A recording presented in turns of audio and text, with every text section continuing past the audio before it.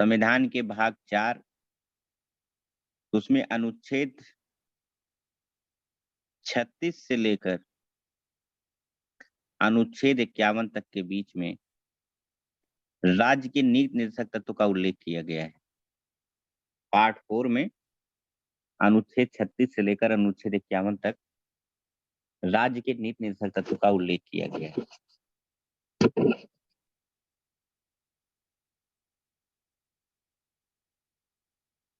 ठीक है,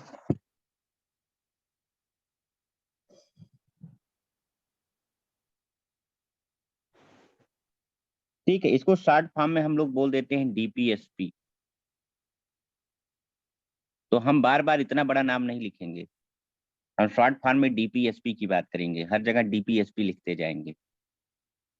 ठीक है,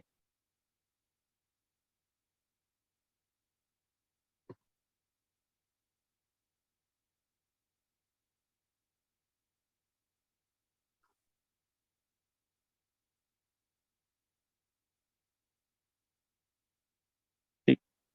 अब देखो डीपीएसपी चैप्टर क्यों बनाया गया, उसके पीछे कई सारे कारण हैं। ठीक है, बहुत इंपॉर्टेंट चैप्टर है, इससे एग्जाम में सवाल पूछा ही पूछा जाना है। डीपीएसपी भारत के संविधान का एक महत्वपूर्ण चैप्टर माना जाता है, महत्वपूर्ण भाग माना जाता है। क्यों माना जाता है, जब आप इस चैप्टर को पढ़ोगे तो अपने आप समझ जाओगे क्यों इतना ये महत्वपूर्ण है। सबसे पहली बात, आपको महत्वपूर्ण तब पता चलेगा और इसकी नीड तब पता चलेगी जब आप इसको फंडामेंटल राइट से तुलना करोगे डीपीएसपी की। क्योंकि डीपीएसपी में भी अधिकारों की बात की गई है और फंडामेंटल राइट में भी अधिकारों की बात की गई है, लेकिन दोनों में अंतर है। जहां फंडामेंटल राइट के अधिकार इन्फोर्सेबल रहते हैं हमेशा, ये आपको देना ही देना है स्टेट गवर्नमेंट को, स्टेट गवर्नमेंट आपसे ये अधिकार छीन नहीं सकती। वहीं डीपीएसपी में जो है, वो राज्य चाहे तो आपको दे, चाहे तो न दे, वो राज्य के ऊपर निर्भर करता है कि आपको वो अधिकार देना चाहती है कि नहीं देना चाहती। ठीक है, तो जहां फंडामेंटल राइट पॉलिटिकल डेमोक्रेसी को स्टेब्लिश कर रही है, वहीं जो डीपीएसपी है वो सोशियो इकोनॉमिक डेमोक्रेसी को स्टेब्लिश करती है, जो कि इसमें जो भी चीजें हैं सामाजिक आर्थिक रूप से जुड़ी हुई चीजों को रखा गया है। अब ऐसा क्यों है, देखिए हर राज्य का, हर क्षेत्र का सामाजिक और आर्थिक स्थिति अलग अलग होता है। तो ये राज्यों को ऊपर छोड़ दिया गया कि अपने राज्य की सामाजिक और आर्थिक स्थिति को देखते हुए आप पॉलिसी बनाइए, क्योंकि एक ही पॉलिसी अगर हम हर जगह लागू कर देंगे तो फेल कर जाएगा, क्योंकि हो सकता है उस चीज की जरूरत कहीं पे हो ही ना। ठीक है, तो जहां पे जरूरत है वहीं पे वो पॉलिसी लागू होना चाहिए ना। तो राज्य को पता ज्यादा है ना कि कहाँ पे क्या गड़बड़ है क्या नहीं गड़बड़ है। ठीक है, इसलिए राज्यों को स्वायत्तता दे दी गई कि वो ऐसी पॉलिसी बना सकते हैं अपने क्षेत्र को देखते हुए, सामाजिक और आर्थिक नीतियां बना सकते हैं जिससे समाज का विकास हो सके। ठीक है, तो ये राज्यों के चॉइस पर है डीपीएसपी में जो भी चीजें हैं। जैसे सरकार मैनिफेस्टो जारी करती है कि अगर हमारी सरकार बन गई तो सबको फ्री लैपटॉप देंगे। ठीक है, उसको जस्टिफाई कैसे करती है कि जब लोगों के पास लैपटॉप रहेगा तो इंटरनेट से जुड़कर वो कई सारे महत्वपूर्ण इंफॉर्मेशन को एक्सेस कर सकते हैं। इससे सूचना की क्षेत्र में या पढ़ाई के क्षेत्र में एक क्रांति आएगी। पूरी दुनिया की इंफॉर्मेशन जो व्यक्ति है लैपटॉप पे निकाल सकता है। तो सूचना के क्षेत्र में भी और साथ साथ में एजुकेशन के क्षेत्र में क्रांति आएगी, इसलिए हम लैपटॉप बांटेंगे। तो ये तो इकोनॉमिक पॉलिसी हो गई, सोशियो इकोनॉमिक बेनिफिट के लिए हो गया लैपटॉप बांटना। लेकिन इस लैपटॉप को बांटना ना बांटना ये फंडामेंटल राइट में थोड़ी लिखा है कि सबको लैपटॉप मिलना चाहिए।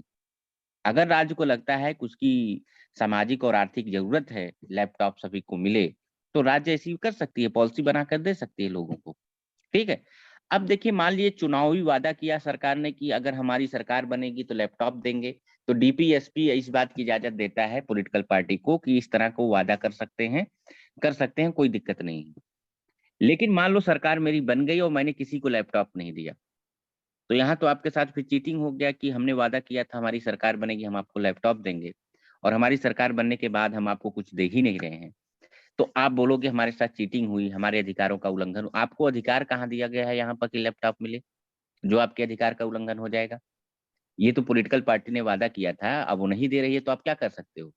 तो आपको लगेगा हम कोर्ट जाते हैं, सुप्रीम कोर्ट चले जाते हैं, हाई कोर्ट चले जाते हैं कि हमको क्यों नहीं दे रही है, हमारे साथ चीटिंग किया। तो याद रखना, हाई कोर्ट, सुप्रीम कोर्ट इस पे कोई सुनवाई नहीं करेगी, क्योंकि डीपीएसपी के अंदर जो भी प्रावधान आते हैं वो नॉन जस्टिसेबल होते हैं, वो उसके ऊपर न्यायालय सुनवाई नहीं करती है। अब दिक्कत ये आ गई, तो इस तरह तो हमको कोई भी बेवकूफ बना के जा सकता है, बिल्कुल। अदालत का ये कहना है कि आपको, आपने उस व्यक्ति को चुना लैपटॉप के आधार पर कि उसकी योग्यता के आधार पर। अगर आपको कोई बोले कि हमको आप बना दो चीफ मिनिस्टर राज्य का, तो हम आपको एक 4 व्हीलर कार दे देंगे, तो आप उसको उसको बना दोगे चीफ मिनिस्टर, ठीक है? चाहे वो कितना भी करप्ट आदमी हो, कितना भी भ्रष्ट हो। तो ये आपने अपनी जो है मोरल से समझौता किया है, एथिक्स वैल्यू से समझौता किया है, उसने थोड़ी किया है। भाई सामने वाला तो आपको लालच देगा ही। अब उस झांसे में आप आ रहे हो तो आपकी गलती है ना, ठीक है? सामने वाले की नहीं है। तो इसलिए उसमें बोला गया कि हम इसमें कुछ नहीं कर सकते हैं। अगर वो नहीं दे रहा है तो कोई दिक्कत नहीं। अगले बार जब चुनाव होगा तो उसको सत्ता से बाहर कर देना। बस आपके पास यही विकल्प है। जैसे धामी सरकार चुनाव जीतने के पहले बहुत वादा किए, अगर वो नहीं भी पूरा करेंगे तो आप क्या कर लोगे बताओ? कुछ नहीं कर सकते आप। बस इतना कर सकते हो कि अगली बार जब चुनाव होगा तो इनको सत्ता से बेदखल आप कर सकते हो, बाकी आप कुछ नहीं कर सकते। ठीक है? जो भी इन्होंने चुनावी वादा किया, घोषणा किया, पॉलिसी बनाने की बात की, ये करेंगे, वो करेंगे, एक भी न करें, तो भी आप कुछ नहीं कर सकते। बस आपको इंतजार करना पड़ेगा चुनाव का। ठीक है? तो ये है, क्योंकि राइट टू रिकॉल का ऑप्शन तो यहाँ है नहीं कि मुख्यमंत्री अच्छा नहीं मिला, तो चलो उसको वापस बुला लेते हैं। ठीक? तो यहाँ पर इस टाइप की कोई डेमोक्रेसी नहीं है, राइट टू रिकॉल नहीं, यहाँ इनडायरेक्ट डेमोक्रेसी है। डायरेक्ट डेमोक्रेसी नहीं है भारत में। ठीक? तो ये राज्यों को स्वायत्तता, इसमें काफ़ी राज्य को काफ़ी वाइड अधिकार मिल जाते हैं। तो जहाँ फंडामेंटल राइट में राज्यों के अधिकार कम हो जाते हैं, जो कि फंडामेंटल राइट लोगों के लिए है, पीपल ऑफ इंडिया के। अगर राज्य, स्टेट या कोई भी व्यक्ति लोगों के मौलिक अधिकारों को छीन रहा है, तो सुप्रीम कोर्ट उसको लागू कराने के लिए बाध्य है। लेकिन डीपीएसपी के अंतर्गत जो भी प्रावधान है, अगर राज्य वो आपको नहीं दे रही है, तो वो सुप्रीम कोर्ट उसको लागू कराने के लिए बाध्य नहीं है।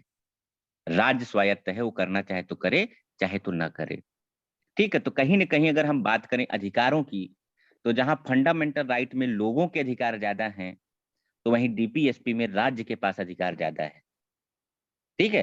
तो दोनों उल्टा है, यहाँ पे लोगों का अधिकार ज़्यादा है फंडामेंटल राइट में, तो वहाँ पे राज्य का अधिकार ज़्यादा है, ताकि दोनों बैलेंस हो सकें। क्योंकि एक ही व्यक्ति को सारा पावर दे दिया जाएगा, तो भी दिक्कत नहीं हो जाएगी। अगर सब आपको पावर दे दिया जाए, तो फिर आप स्टेट को चुनौती देना शुरू कर दोगे, और स्टेट को चुनौती देना भी देशद्रोह, राष्ट्रद्रोह के जो है संज्ञा में आता है।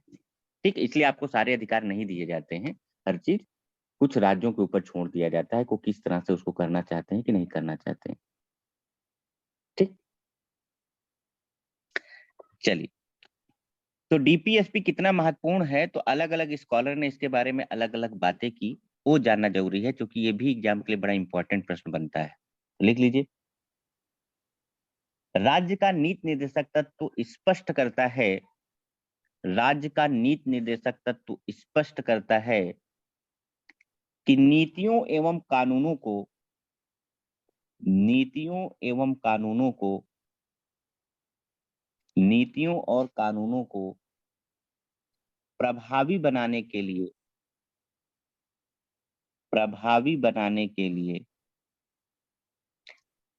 राज्यों राज्य का नीति निर्देशक तत्व स्पष्ट करता है कि नीतियों एवं कानूनों को प्रभावी बनाने के लिए राज्य समुदाय के हित का समुदाय के हित को ध्यान में रखेगी समुदाय के हित को ध्यान में रखेगी। राज्य का नीति निर्देशक तत्व स्पष्ट करता है कि नीतियों एवं कानूनों को प्रभावी बनाने के लिए राज्य समुदाय के हित को ध्यान में रखेगी। Directive principle of state policy specify that state will take care of community state will take care of state will take care of state will take care of community while formulating while formulating laws and policies, while formulating laws and policies। देखो, जो fundamental right हो व्यक्तिगत कल्याण को प्रोत्साहित करता है। जैसे मान लीजिए मेरे अकेले के मौलिक अधिकार का उल्लंघन हो रहा है, मेरे परिवार के नहीं, तो भी मैं सुप्रीम कोर्ट जा सकता हूँ। जरूरी नहीं कि पूरे मोहल्ले का होगा फंडामेंटल राइट का उल्लंघन, या पूरे जिले का होगा, पूरे राज्य का होगा, तब जाएगा कोई, नहीं। लेकिन डीपीएसपी में जो चीजें हैं, जो नीतियां और पॉलिसी की बात की गई है, ये किसी व्यक्तिगत कल्याण के लिए नहीं है, ये समुदाय के कल्याण के लिए है। ठीक है। इसमें जब भी कोई काम किया जाएगा इसके अंतर्गत, वो समुदाय को हित के ध्यान में रखते हुए किया जाएगा, न कि किसी व्यक्तिगत हित को ध्यान में रखते हुए किया जाएगा। यहाँ पर समुदाय को प्रायोरिटी दिया जाएगा, व्यक्तिगत को नहीं। जबकि फंडामेंटल राइट में व्यक्तिगत को जो है प्रायोरिटी दिया जाता है। ठीक है। अब कुछ जो फेवरेट कोट्स हैं रिगार्डिंग डीपीएसपी, कुछ महान जो व्यक्ति हैं इसके बारे में, डीपीएसपी के बारे में कुछ उन्होंने महत्वपूर्ण बातें कही हैं, वो जानने की जरूरत यहाँ पर है। तो आप लिख लीजिए, फिर हम आपको बताते हैं कि what is difference between fundamental right and directive principle of state policy. ठीक है। तो लिख लीजिए डीपीएसपी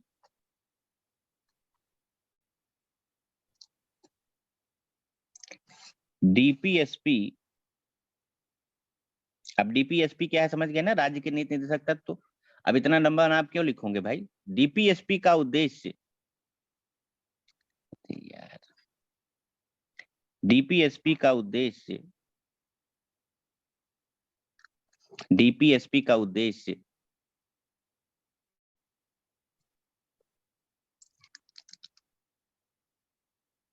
सामाजिक क्रांति सामाजिक क्रांति डीपीएसपी का उद्देश्य सामाजिक क्रांति के लक्ष्यों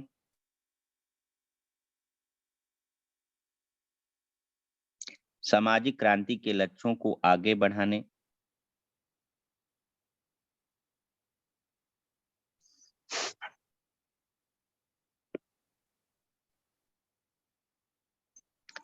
डीपीएसपी का उद्देश्य सामाजिक क्रांति के लक्ष्यों को आगे बढ़ाने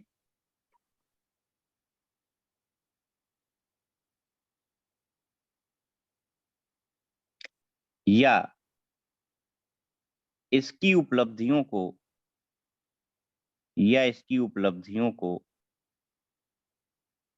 या उपलब्धियों के लिए भी लिख सकते, उपलब्धियों के लिए आवश्यक शर्तों को स्थापित करके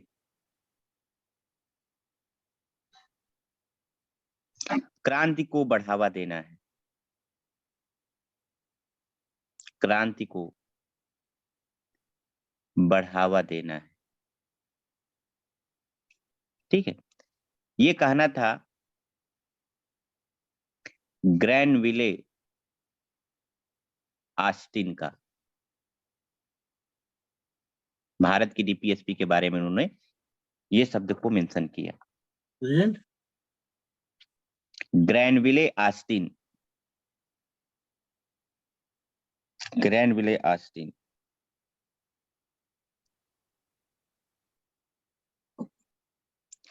दूसरा लिख सकते हो लोकप्रिय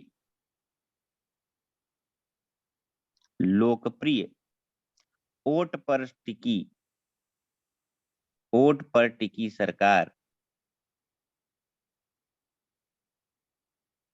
शायद ही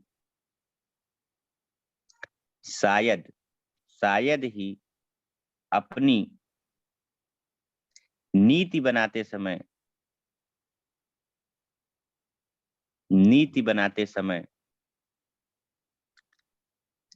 डीपीएसपी की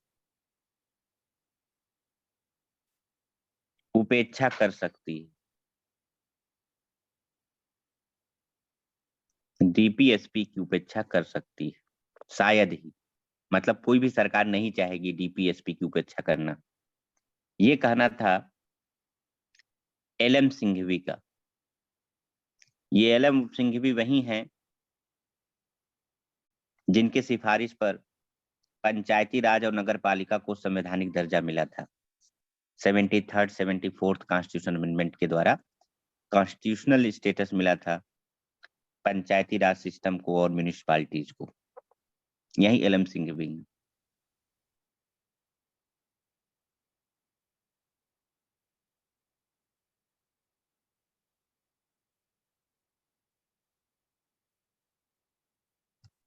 ठीक है, तीसरा प्रमुख आप लिख सकते हो सर इन्हें इंग्लिश में भी बता दीजिए।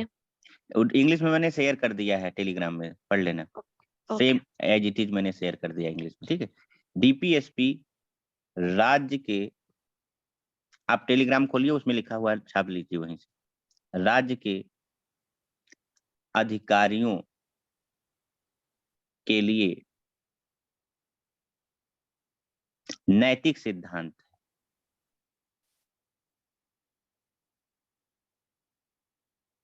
इसको कहने वाले जो व्यक्ति थे उनका नाम था बीएन राव। ये वही बीएन राव हैं जिनको संविधान सभा का संवैधानिक सलाहकार बनाया गया था 11 दिसंबर 1946 को। He was the constitutional advisor of Constituent Assembly। इन्होंने डीपीएसपी के बारे में ये स्टेटमेंट दिया था। ठीक, तो कुछ बार ऐसा प्रश्न बन सकते हैं आपसे एग्जाम में, ये स्टेटमेंट दे देगा, बोलेगा किसने कहा था डीपीएसपी के संदर्भ में। तो बहुत लोगों ने बहुत, अब ऐसा थोड़ी है कि 50 लोग कहे हैं हम सबका लिखाएंगे, भैया आप रट पाओगे? नहीं रट पाओगे ना। 2-4 लोग हैं जो महत्वपूर्ण लोग हैं, जो डीपीएसपी के बारे में कुछ अपना बात रखे थे, तो उसको आप पढ़ लीजिए। एग्जाम में पूछा जाएगा तो यही तीनों में से एक कोई पूछा जाएगा, चौथा पांचवा आपको नहीं आएगा इसमें। ठीक है, चौथा पांचवा नहीं आएगा आपका। शायद ये पहला वाला जो है, ये जो पहला वाला मैंने लिखा है, ये भी शायद कोई एग्जाम हुआ था उत्तराखंड में, उसमें पूछ लिया था। आई थिंक, मुझे ऐसा मैंने देखा था पेपर में। क्या कुछ कोई बता सकता है किस एग्जाम में था, क्या था यह पहला वाला स्टेटमेंट?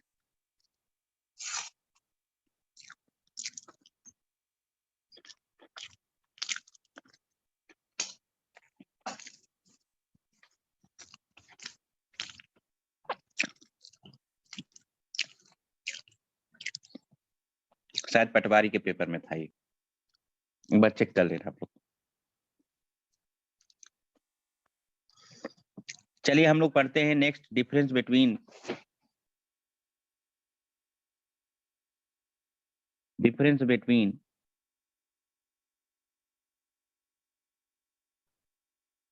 फंडामेंटल राइट्स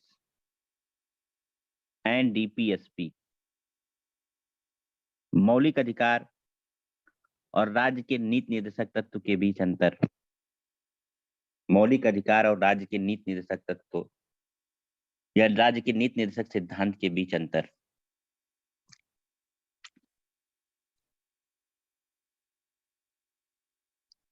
तो लिख लीजिए अंतर, कॉलम बीच में खींच लीजिए, एक साइड में फंडामेंटल राइट्स, एक साइड में डीपीएसपी। मौलिक अधिकार और राज्य के नीति निर्देशक सिद्धांत।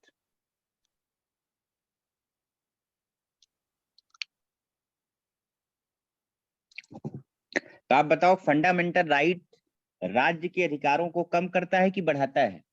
बताइए आप लोग। कम करता है। कम करता है। जब राज्य के अधिकारों को कम करे तो ये राज्य के लिए नकारात्मक होगा कि सकारात्मक? नकारात्मक।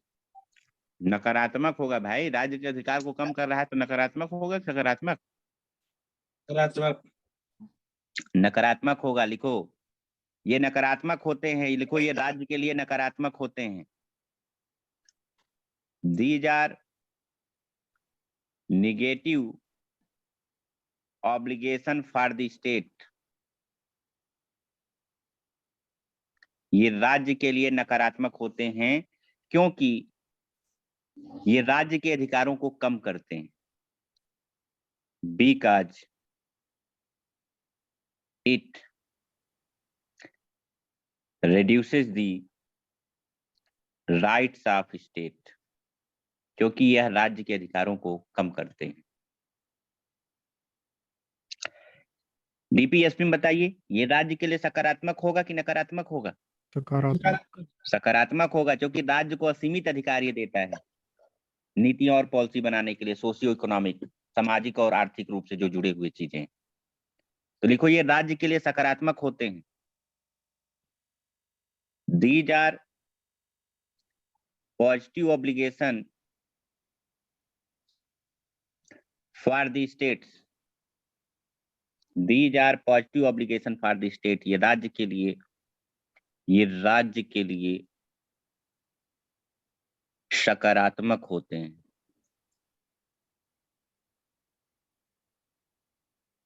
और यहाँ पे लिखोगे राज्य के लिए नकारात्मक होते हैं। ठीक है, क्योंकि ये राज्य के अधिकार को कम करते हैं। वो सकारात्मक इसलिए क्योंकि वो राज्य को अधिकार देता है कि आप ये कर लो, आप वो कर लो, आप ऐसा कर लो और वैसा कर लो। ठीक है, दूसरा बेसिक डिफरेंस,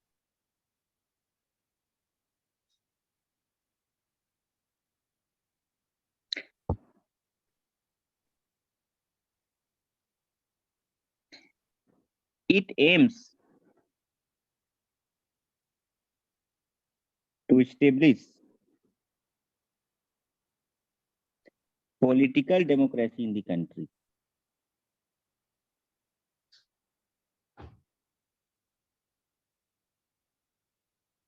इसका उद्देश्य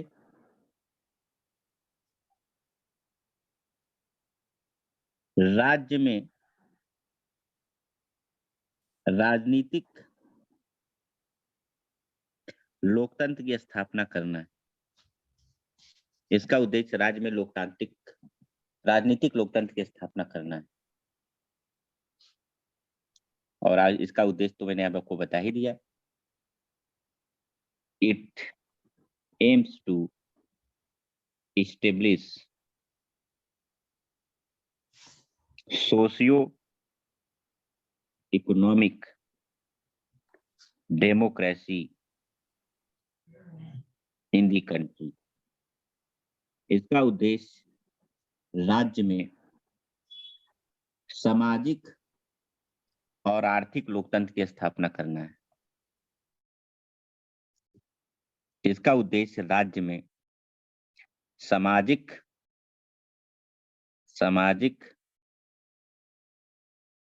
एवं राजनीतिक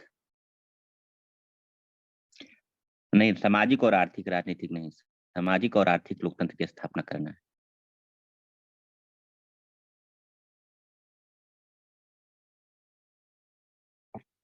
सामाजिक और आर्थिक लोकतंत्र की स्थापना करना है।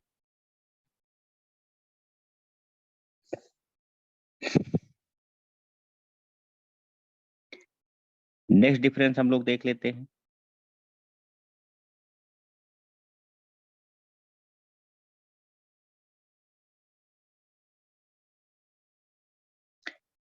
तीसरा डिफरेंस अगर देखा जाए, it promotes welfare of individual.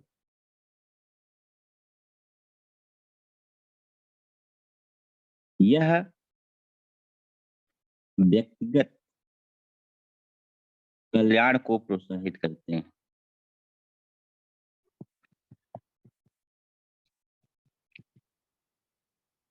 ये व्यक्तिगत कल्याण को प्रोत्साहित करते हैं। अभी इसको बताया था आपको, it promotes welfare of community.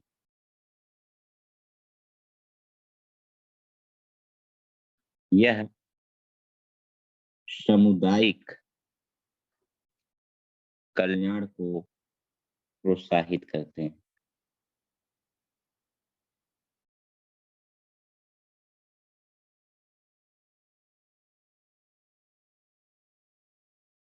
Next difference हम लोग देख सकते हैं,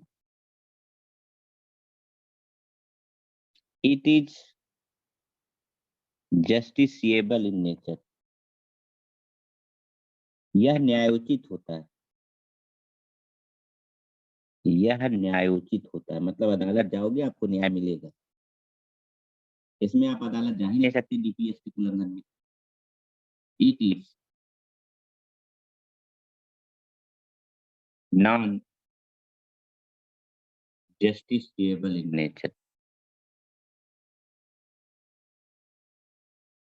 यह गैर न्यायोचित होता है।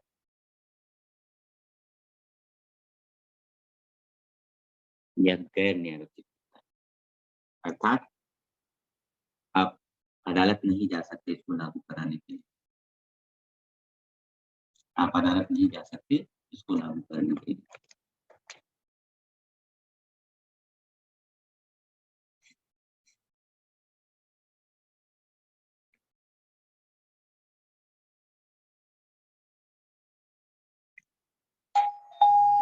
ठीक है, इसमें अदालत में कोई सुनवाई नहीं होगी।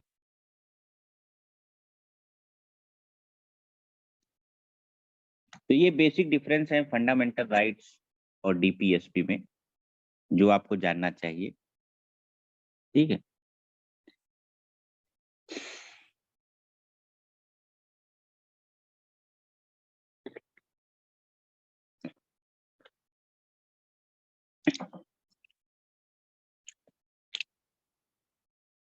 अब हम बात करेंगे डीपीएसपी का वर्गीकरण। तो क्लासिफिकेशन ऑफ डीपीएसपी। डीपीएसपी का वर्गीकरण।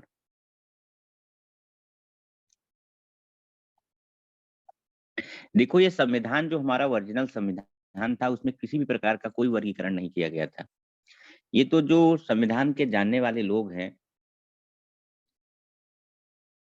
उन्होंने डीपीएसपी को 3 वर्गों में विभाजित कर दिया, 3 भागों में इसको क्लासिफाई कर दिया।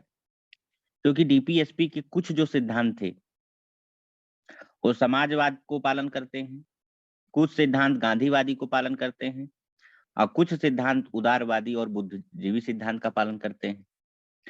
तो जो जो करते हैं उसको उसमें डिवाइड कर दिया गया। तो संविधान में जो ओरिजिनल कॉन्स्टिट्यूशन, उसमें इस प्रकार का कोई क्लासिफिकेशन नहीं है। ये बाद में इसको क्लासिफिकेशन लोगों ने कर दिया। ठीक है, इसको 3 भागों में क्लासिफाई किया गया है। पहला है सोशलिस्टिक प्रिंसिपल, समाजवादी सिद्धांत। समाजवादी सिद्धांत। दूसरा है गांधीवादी सिद्धांत, गांधीयन प्रिंसिपल, गांधीवादी सिद्धांत।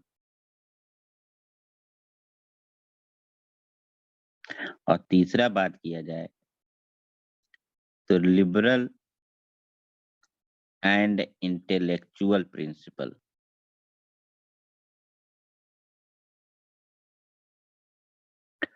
उदारवादी एवं बौद्धिक, उदारवादी एवं बौद्धिक सिद्धांत।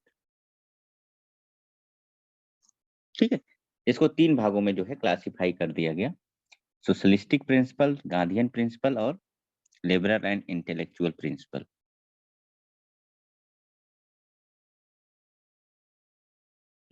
आप बताओ समाजवाद क्या होता है? समाजवाद को कैसे आप डिफाइन करना चाहोगे?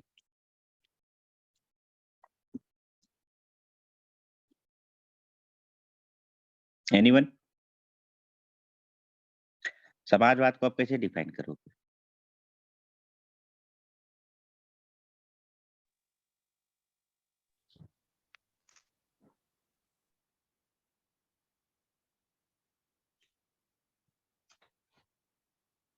कोई डिफाइन करना चाहेगा?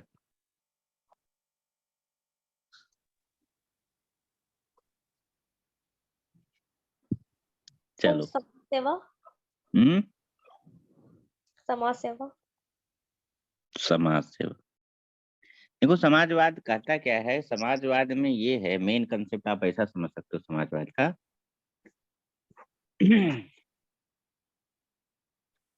समाजवाद सिद्धांत का जो मूल वो है कि जो संसाधन होते हैं ना, रिसोर्सेज होते हैं, उन सभी रिसोर्सेज पर सरकार का अधिकार होगा, और सरकार जो है उस संसाधनों का इक्वली डिस्ट्रीब्यूशन करेगा सभी लोगों में। मतलब ये प्राइवेटाइजेशन की बात नहीं करता है। जब बताइए सारे संसाधन सरकार के हाथ में होंगे तो फिर दूसरे के लिए स्कोप ही कहाँ बनता है। ठीक है, समाजवाद का मूल कंसेप्ट यही है कि संसाधनों पर किसका अधिकार होना चाहिए, सरकार का, और सरकार जो है संसाधन को समान रूप से बांटे लोगों के बीच में। ठीक है, गांधीवादी सिद्धांत क्या है? गांधी का कहना यह था, जो मूल कोर उनकी जो सिद्धांत है, वैल्यू जो है वो ये है, गांधी का कहना यह था कि जो इम्पावरमेंट है ना, सशक्तिकरण, इम्पावरमेंट जो हम बात करते हैं, ये सशक्तिकरण इम्पावरमेंट जो है वो ग्रास रूट लेवल तक होना चाहिए। सत्ता का केंद्रीकरण नहीं होना चाहिए। सत्ता का केंद्रीकरण का मतलब ये होता है कि कुछ ही लोग हैं जो पूरी चीजों को रेगुलेट कर रहे हैं या कंट्रोल कर रहे हैं। तो गांधी का मानना था कि इससे विकास नहीं हो पाएगा। डिसेंट्रलाइजेशन ऑफ पावर होना चाहिए, सत्ता का विकेंद्रीकरण होना चाहिए। और जब सत्ता का विकेंद्रीकरण करके जो एकदम नीचे पायदान पे बैठे हुए व्यक्ति है, अगर उसको भी आप अधिकार दोगे तो विकास ज्यादा हो सकता है। और सत्ता के विकेंद्रीकरण के लिए ही पंचायती राज सिस्टम भारत में लागू किया गया। पंचायती राज सिस्टम की कोर वैल्यू ही है डिसेंट्रलाइजेशन ऑफ पावर, सत्ता का विकेंद्रीकरण। अब तो गांव के प्रधानों के पास भी बहुत सारे अधिकार हो गए हैं। इवन अगर आपका गवर्नमेंट जॉब में लग जाता है तो वेरिफिकेशन के लिए जो गांव में आता है उसमें प्रधान का सिग्नेचर होना कंपलसरी है। कई सारे जो गांव के लिए कोई स्कीम्स है, कोई चीजें हैं, जब तक प्रधान साइन नहीं करेगा होगा ही नहीं। तो कई सारे उसको अधिकार दिए गए। ठीक है, क्योंकि किसी ग्राम की समस्या क्या है ये वहां पे रहने वाले लोगों को ज्यादा पता होगा कि जिले में जो बैठा हुआ डिस्ट्रिक्ट मजिस्ट्रेट है अपने ऑफिस में उसको ज्यादा होगा। ऑब्वियस सी बात है, डिस्ट्रिक्ट मजिस्ट्रेट पता नहीं कहाँ से आया हुआ है। हो सकता है जो आपके जिले का डिस्ट्रिक्ट मजिस्ट्रेट हो वो केरल केरल का हो, वो ऊधम सिंह नगर का डिस्ट्रिक्ट मजिस्ट्रेट है या देहरादून का डिस्ट्रिक्ट मजिस्ट्रेट बना हुआ, उसको क्या पता देहरादून के किस गांव में क्या समस्या है। और अगर उसको पता भी चलता है तो पता चलने में काफी समय लग जाएगा और तब तक उसके ट्रांसफर का समय आ जाएगा। तो इसलिए गांधी का कहना यह था कि जो अधिकार है वो किसी पर्टिकुलर लोगों के हाथ में निहित नहीं होने चाहिए। ठीक है, इसका डिसेंट्रलाइजेशन कर देना चाहिए, क्योंकि गांव में जो बैठा हुआ प्रधान है वो गांव के लोगों के बीच में से ही चुना गया है। वो कहीं बाहर के राज्य से तो आया नहीं था, क्योंकि बाहर के राज्य से आया तो चुनाव ही नहीं लड़ पाएगा। प्रधानी के चुनाव में तो कंडीशन है आपके उस गांव में वोटर लिस्ट में नाम होना चाहिए। तो उसको अपने गांव की समस्या ज्यादा पता है। तो अगर प्रधान को ही अधिकार दे दिया जाए फाइनेंशियल, तो अपने ग्रामीण क्षेत्रों को ज्यादा अच्छा विकास कर सकता है। ठीक है, क्योंकि उसी ग्राम के लोगों से वो वोट लेके जीता है। तो अगर वो विकास नहीं करेगा तो अगली बार लोग उसको नहीं वोट देंगे, उसको प्रधानी से बाहर कर देंगे। तो इसमें क्या गलती है, करने दो, लोगों को खुद अधिकार दे दो। तो ये गांधी का मानना था। गांधी का और भी बहुत सारे कोर वैल्यूज हैं। जैसे गांधी का ये मानना था कि लोगों को शराब नहीं पीना चाहिए, लोगों को ड्रग्स नहीं लेने चाहिए, एल्कोहल नहीं लेने चाहिए, मतलब कि ये जो है गाय या इनके जो बछड़े होते हैं इसको नहीं खाना चाहिए, इनके मीट को नहीं खाना चाहिए। ये कोर वैल्यूज थी, ये कोर इथिक्स वैल्यूज थी गांधी जी का। उनका मानना था ये सब गलत चीजें हैं, समाज में ये सब नहीं होना चाहिए। ठीक, माई एक्सपेरिमेंट विद ट्रुथ में उन्होंने इस सब बातों का जिक्र किया था। तो गांधीयन प्रिंसिपल हो गया वो। तो आप जब डायरेक्टिव प्रिंसिपल में पढ़ोगे तो इसमें ये सब चीजें लिखी हुई हैं। इसमें लिखा हुआ है कि राज्य चाहे तो अपने यहाँ शराबबंदी कर सकता है।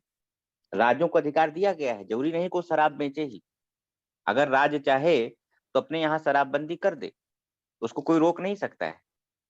ठीक है, तो कुछ राज्यों ने डीपीएसपी के इस अधिकार का प्रयोग किया, शराबबंदी कर दिया, गुटखा पान कई जगहों पे बंद हो गया। ठीक है, आर्टिकल 47 में स्पष्ट रूप से इसका उल्लेख किया गया है। तो आर्टिकल 47 जो है ये गांधीवादी सिद्धांत से जुड़ा हुआ है, क्योंकि उसमें लिखा हुआ है। तो आप देखिए, जैसे मान लीजिए कि बिहार राज्य है तो बिहार राज्य में शराबबंदी है, वहां की राज्य सरकार ने वहां की परिस्थितियों को देखते हुए शराब को बंद कर दिया। गुजरात में बंद है, ऐसे कुछ और राज्य हैं जहां पे शराब को बंद कर दिया गया है। मैन्युफैक्चरिंग, सेलिंग, बाइंग सब कुछ बंद कर दिया गया है। तो डीपीएसपी में इस बात का जिक्र किया गया है कि राज्य चाहे तो कर सकते हैं, लेकिन राज्य परिस्थिति को देखते हुए करेंगे ना। राज्यों को स्वायत्तता है, जरूरी नहीं कि वो करेंगे। उत्तराखंड में नहीं है शराबबंदी, उत्तर प्रदेश में नहीं है, लोग खरीद सकते हैं, बना सकते हैं, बेच सकते हैं, पी सकते हैं, अलाउ है, बशर्ते ओएस को होने चाहिए, ये कंडीशन है।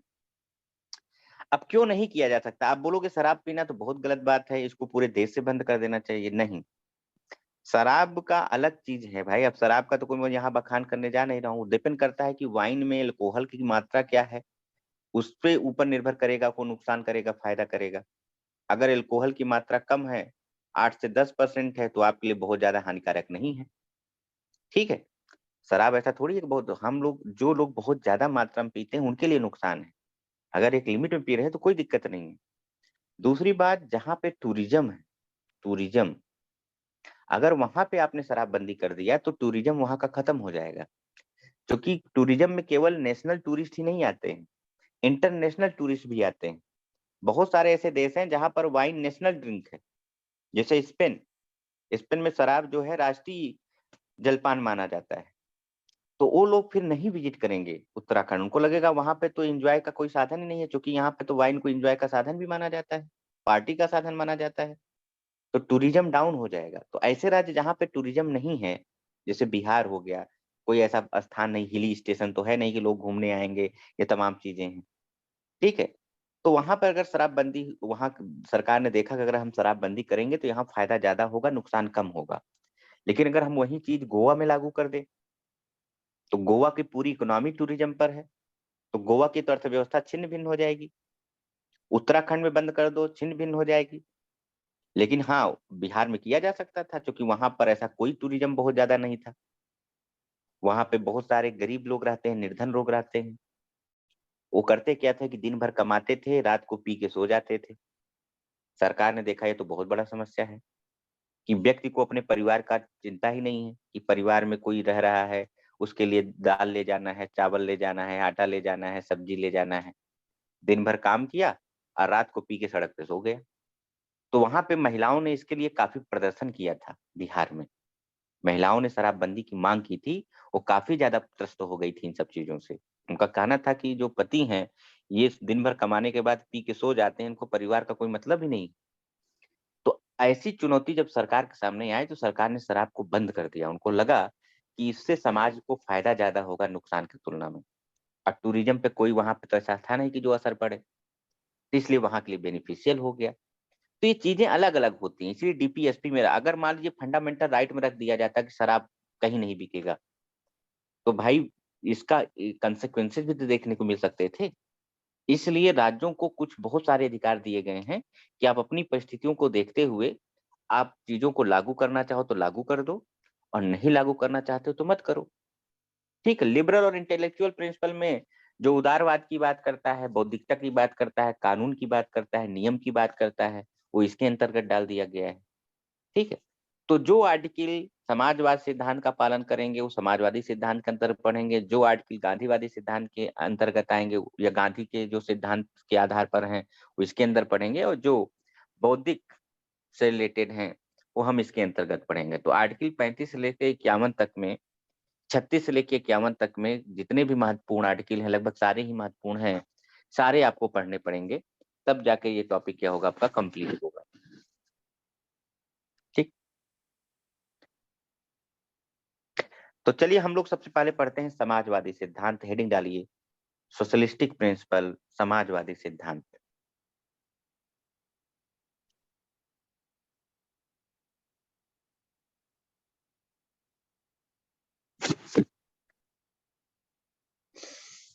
अब देखिए जो महत्वपूर्ण, देखो अब सारा तो आप आर्टिकल रट नहीं पाओगे।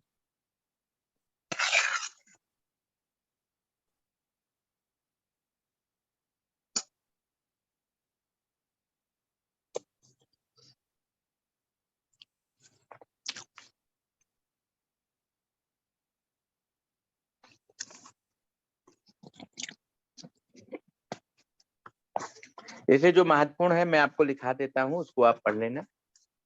तो आप समाजवादी सिद्धांत डाल दिए, इसमें सबसे पहला आर्टिकल हम लोग पढ़ेंगे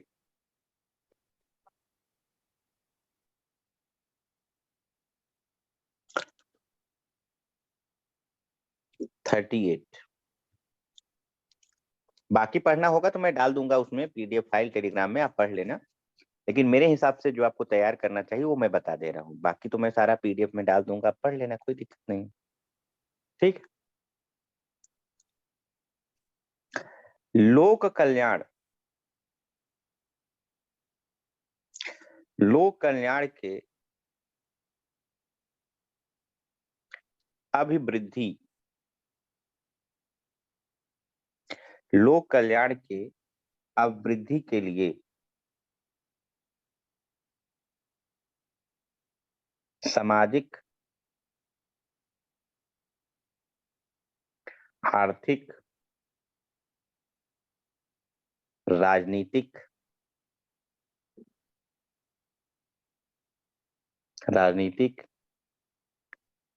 न्याय द्वारा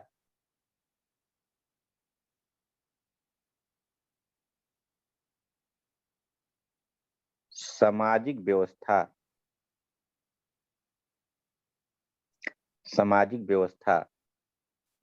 सुनिश्चित करना,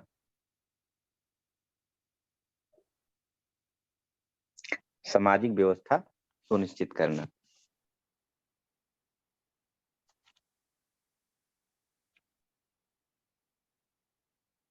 ठीक। सामाजिक व्यवस्था मतलब इक्वलिटी लाना समाज में, सामाजिक व्यवस्था को क्या करना, सुनिश्चित करना।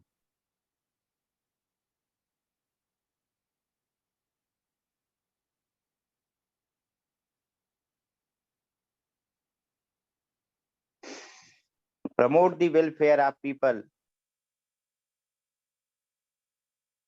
promote the welfare of people by securing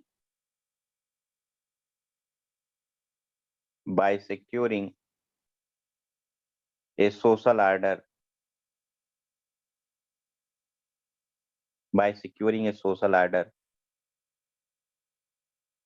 through justice,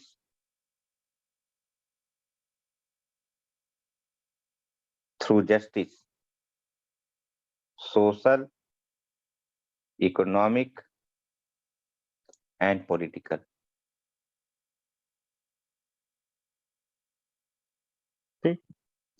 article 39 भी हम इसके अंतर्गत देख सकते हैं। आर्टिकल 39 भी समाजवाद के सिद्धांत से प्रभावित है या उसके सिद्धांत का पालन करता है।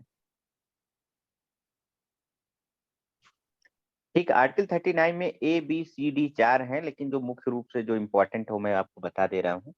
आर्टिकल 39 ए, राइट टू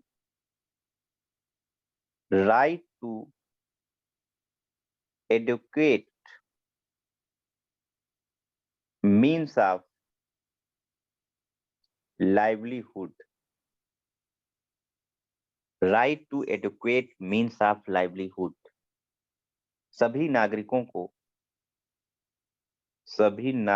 को जीविका का पर्याप्त साधन प्राप्त करने का अधिकार। सभी नागरिकों को आजीविका लिख सकते हो, आजीविका का पर्याप्त साधन प्राप्त करने का अधिकार। सबको जीने का अधिकार है और उसकी आजीविका के लिए जो भी चीजें चाहिए उसको प्राप्त हो, वो उसका अधिकार है। अब राज्य चाहे तो दे, चाहे तो ना दे, ये कंपलसरी नहीं है कि उसको मिलेगा, राज्य के ऊपर। आर्टिकल 39 बी, इक्विटेबल डिस्ट्रीब्यूशन, ये बहुत इंपॉर्टेंट है एग्जाम के लिए। इक्विटेबल डिस्ट्रीब्यूशन ऑफ रिसोर्सेज, संसाधनों का समान रूप से वितरण। अभी मैं आपको पढ़ा ही रहा था डीपीएसपी में समाजवाद क्या मतलब होता है। संसाधनों का समान रूप से वितरण, संसाधनों का समान रूप से वितरण, संसाधनों का समान रूप से वितरण।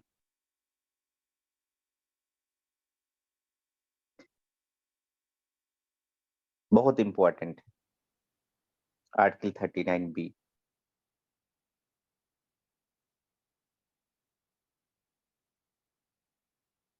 अब हम आते हैं आर्टिकल 39 के सी में।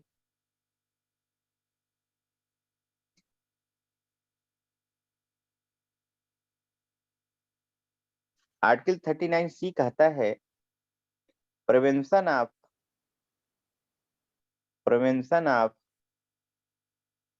Concentration of wealth and means of production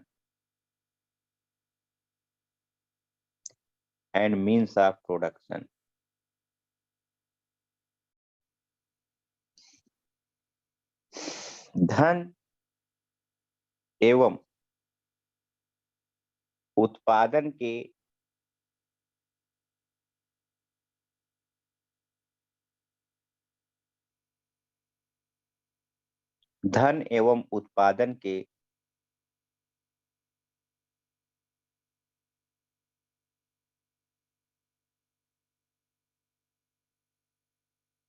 तरीका लिख सकते हो, धन एवं उत्पादन के तरीके के संकेंद्रण को रोकना। धन एवं उत्पादन के तरीके के संकेंद्रण को रोकना। चलिए बताइए इसका क्या मतलब, कोई बताना चाहेगा इसका मतलब क्या है?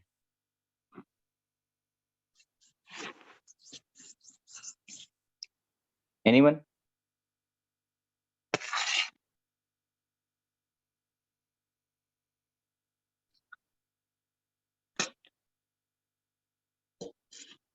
धन और उत्पादन का जो तरीका है उसको केंद्र न होकर उसको समाज को प्रति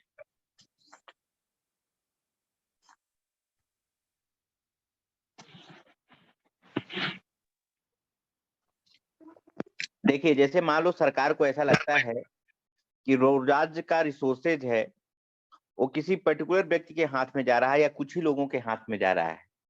2-3 ही लोग ऐसे हैं जो लोगों का जो है धन का संकेंद्रण कर लिए हैं और समाज के बाकी वर्गों का क्या कर रहे हैं, एक्सप्लॉयटेशन कर रहे हैं। तो सरकार नियम बनाकर धन के कंसंट्रेशन को रोक सकती है। ये लिमिट लगा सकती है कि एक व्यक्ति कितना जमीन रख सकता है, कितना वेल्थ रख सकता है, कितना क्या रख सकता है। सरकार चाहे तो कानून बनाकर ये भी नियम लागू करा सकती है। और आपको पता है जमीन संबंधी तो कानून सरकार ने बना ही लिया है। कई राज्यों में सीलिंग एक्ट पारित हो चुका है, ठीक है, जहां पर ये निश्चित कर दिया गया है कि एक व्यक्ति इतने एकड़ से ज्यादा लैंड नहीं रख सकता अपने पास।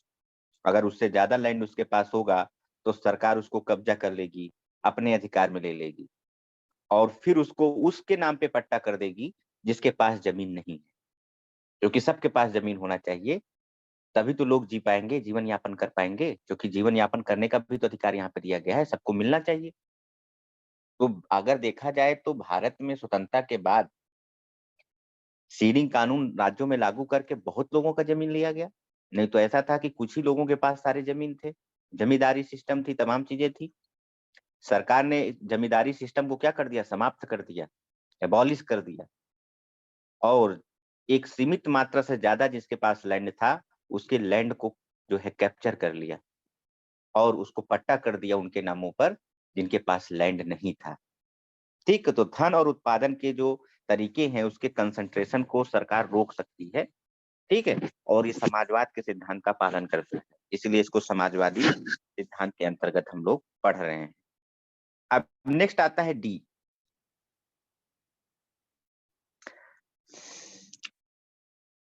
Equal ways for equal work.